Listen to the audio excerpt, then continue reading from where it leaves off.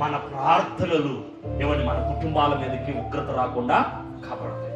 మనం ప్రార్థన చేయకపోతే వెరీ డేంజర్, మన కుటుంబాల మీదకి ఉగ్రతలు వస్తాయి, మన దేశం మీదకి ఉగ్రత వస్తుంది.